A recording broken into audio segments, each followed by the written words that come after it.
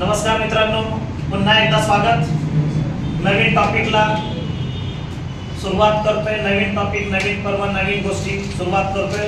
Topic असा आहे clauses. क्लॉजेसचेच काही प्रकार आहेत. सबऑर्डिनेट क्लॉज आहे, कोऑर्डिनेट क्लॉज आहे.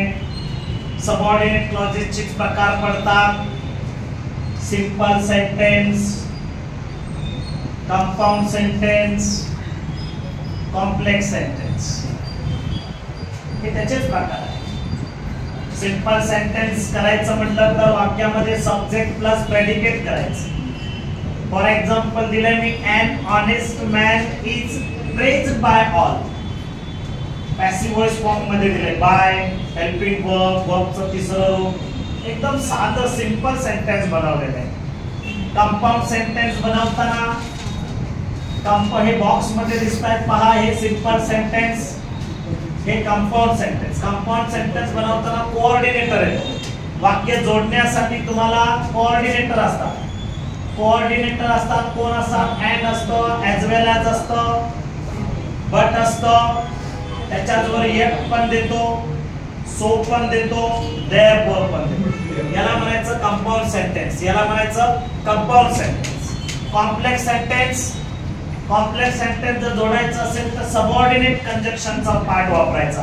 याच्यात कोऑर्डिनेट कंजक्शन, तर याच्यात सबऑर्डिनेट कंजक्शन. सबऑर्डिनेट कंजक्शन मध्ये डब्ल्यू चा सगळा part, what, when, who, whom, which यांनी सुद्धा वाक्य जोडलं जातं. त्याला म्हणायचं कॉम्प्लेक्स सेंटेन्स. दॅट ने, दो ने, बिकॉज ने, ॲज ने, सिन्स ने, सो दॅट ने, इफ ने, अनलेस ने वाक्य जोडलं जातं. त्याला कॉम्प्लेक्स सेंटेन्स म्हणायचं. तर आपल्याला हा टॉपिक थोडासा काय करायचा, प्रिपेअर करायचं, डोक्यामध्ये ठेवायचा. कॉम्प्लेक्स सेंटेन्स म्हणजे बाबा सबऑर्डिनेटर कंजक्शन आहे. कंपाउंड म्हणजे and, but, yet. And, but, yet हे तीन टॉपिक लक्षात ठेवायचे कंपाउंड मध्ये. आणि सिंपल सेंटेन्स करताना वाक्यामध्ये आयएनजी पार्ट वापरायचा. इकडे लक्ष द्या.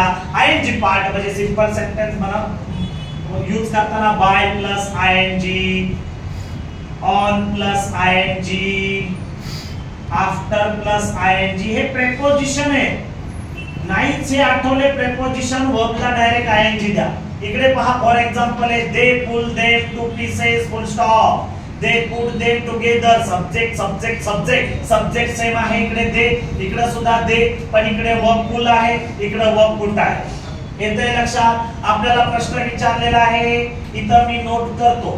Make it simple sentence. Make it simple sentence.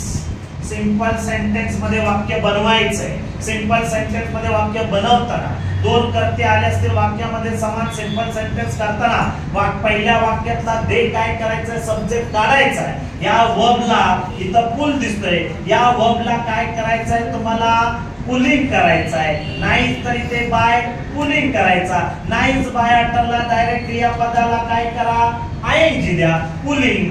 त्याच्या पुढे काय करा, देम. त्याच्या पुढे टू. त्याच्या पुढे पीसेस. राहिलेला इकडे फुल स्टॉप आहे, त्या फुल स्टॉपच्या जागी काय घ्यायचं, इकडं दे. त्याच्यानंतर पुट. त्याच्यानंतर देम. राहिलेलं काय घ्यायचं मित्रांनो, इकडे टुगेदर. याला म्हणायचं सिंपल सेंटेन्स. दोन वाक्यांना एकत्र करायचं, त्याला म्हणायचं सिंपल सेंटेन्स. इथं दोन वाक्य आहेत, they put them to pieces, full stop, they put them together. ही दोन वाक्य आहेत. दोन वाक्यांना एकच करायचं. केलं पहा. या देला काढला, इकडे घेतला. पुलचं काय केला, pulling. Them to pieces, full stop काढला, दे पुट देम टुगेदर आहे तसं. पुन्हा इथे मी म्हटलं मेक इट सिंपल सेंटेन्स तसंच आहे. शी, इकडे शी केम इनटू, इथं came into the room and put on the light. इथं वाक्य अँड ने जोडलंय म्हणजे हे कंपाउंड आहे. कंपाउंडचं सेंटेन्स कशामध्ये करायचंय, सिंपल सेंटेन्स मध्ये. प्रश्न मेक इट सिंपल तसाच दिलेला आहे. इथं काय दिलेलं आहे, she came into the room and put on the light. तर वाक्यामधला शी काय करायचं आहे, काढायचं आहे. कम, केमचं काय करायचं, इकडं कमिंग. पुढे इन, पुढे टू, पुढे द, पुढे रूम. वाक्यातला एंड काय करायचा, काढायचा. सब्जेक्ट अँडच्या जागी सब्जेक्ट जो शी आहे तो काय करायचा, यूज करायचा शी. त्याच्या पुढे काय घ्यायचं, पुट. त्याच्या पुढे ऑन, राहिलेला काय घ्यायचा ऑन द लाईट. पहा, बाय कमिंग घेतलं असतं तरी चाललं असतं, ऑन कमिंग घेतलं असतं तरी चाललं असतं. Bye coming into the room she put on the light, झालं सिंपल सेंटेन्स. अँड ने वाक्य जोडले म्हणजे ते कंपाऊंड मध्ये आहे. आता असं पण रिलेशन आले इथे पुन्हा मी कॉम्प्लेक्स मधून सुद्धा सिंपल बनवायला जर आलं, कॉम्प्लेक्स मधून सिंपल बनवायला जर आलं, कॉम्प्लेक्स सेंटेन्स आहे. This is my friend whose name is Ravi. This is my friend whose name is Ravi. आणि मी इथं मेक इट सिंपल सेंटेन्सच विचारलंय. This is my friend whose name is Ravi. मग इथे हुज ने वाक्य जोडले म्हणजे याला म्हणायचं सबऑर्डिनेट क्लॉज, सबऑर्डिनेट कंजक्शन. म्हणजे WH मधला कुठला वापरलेला इथं हुज. सिंपल सेंटेन्स बनवताना काय करायचं मित्रांनो पहा, this is my friend whose name is Ravi. तसंच घ्यायचंय दिस इज माय फ्रेंड.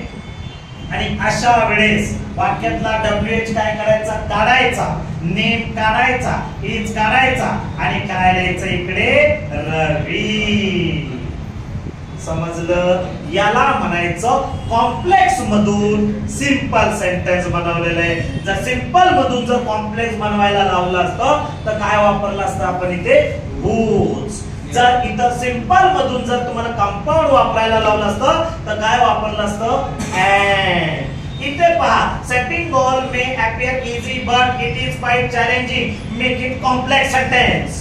आता कॉम्प्लेक्स करायचंय, कॉम्प्लेक्स कंपाऊंड मधून कॉम्प्लेक्स करायचंय म्हटल्यानंतर कंपाऊंड मध्ये वाक्य आहे, वाक्यामध्ये बट आलाय, वाक्यामध्ये बट आलाय, बट आला, येट आलाय, ऍज वेल एज आलाय, सो आला, देअरफॉर आला. याला म्हणायचं कंपाऊंड सेंटेन्स. कंपाऊंड सेंटेन्स काय बनवायचं आपल्याला, कॉम्प्लेक्स सेंटेन्स. कॉम्प्लेक्स सेंटेन्स बनवताना वाक्यामधला बट काय करायचा, काढायचा. बट काढून बट आला वाक्यामध्ये तर काय वापरायचं, दो किंवा अल्दो. तर वाक्यामध्ये काय वापरलं आपण इकडे, दो. पुढे सेटिंग, दो setting goal may appear easy. वाक्यातला बट काढला, काय दिला इकडे कॉमा, कॉमा दिला. कॉम्प्लेक्स सेंटेन्स बनवतोय. पुढे लिहायचंय इट इज क्वाइट चॅलेंजिंग. असं आहे तेच काय करायचंय त्या ठिकाणी नोट करायचंय. तुम्हाला दिसत असेल थोडासा व्हिडिओ थोडासा काय करा, थांबवा, स्क्रीनशॉट काढा, स्क्रीनशॉट काढून पहा, लाईक करा, सबस्क्राइब करा. करताना रे बाळांनो, करता माझी बाळ चांगली आहे. म्हणजे रिलेशन्स आहे. सिंपलचं कंपाऊंड बनवू शकतो, कंपाऊंडचं कॉम्प्लेक्स बनवू शकतो, कॉम्प्लेक्सचं कंपाऊंड बनवू शकतो. पण जास्तीत जास्त तुम्हाला प्रश्न विचारला जातो कंपाऊंड मध्ये नाहीतर सिंपल मध्ये. सिंपल मध्ये करताना ING वर्बला वापरा, कंपाऊंड बनवताना अँड बट याचा वापर करा. आणि कॉम्प्लेक्स जर बनवायला आलं तर त्याच्यामध्ये हा because, at, since, so, that, if, unless. अजून एक वाक्य देतो पहा.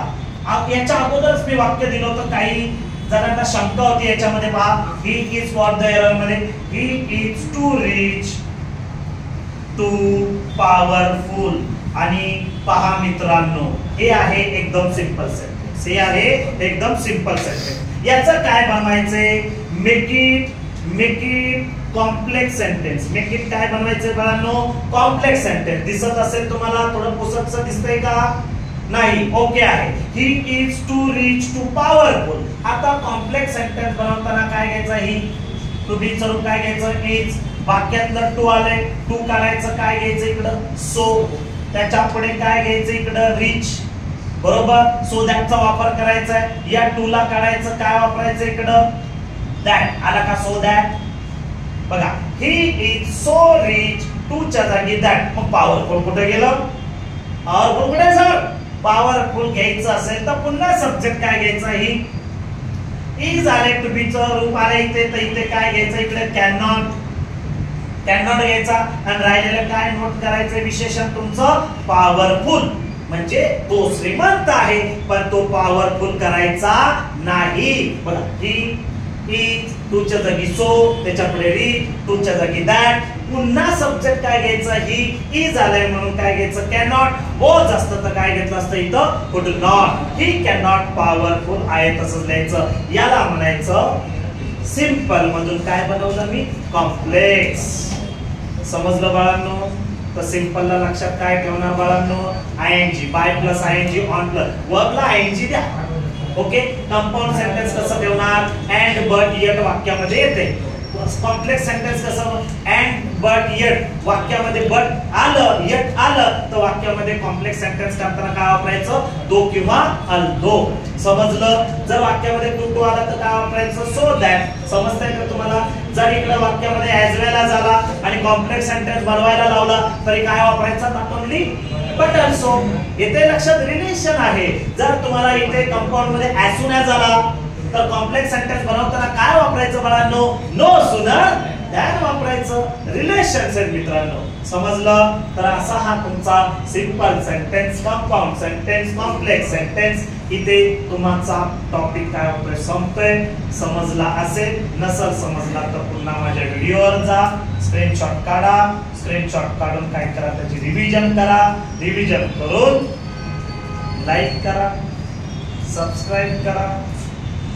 ते बेल आयकॉनचं बटन पण दाबा बरं का. ऐका बरं का. हा खूप छान आहे म्हणजे मला. तर हा टॉपिक इथे या ठिकाणी संपला. धन्यवाद. हा आभारी आहे.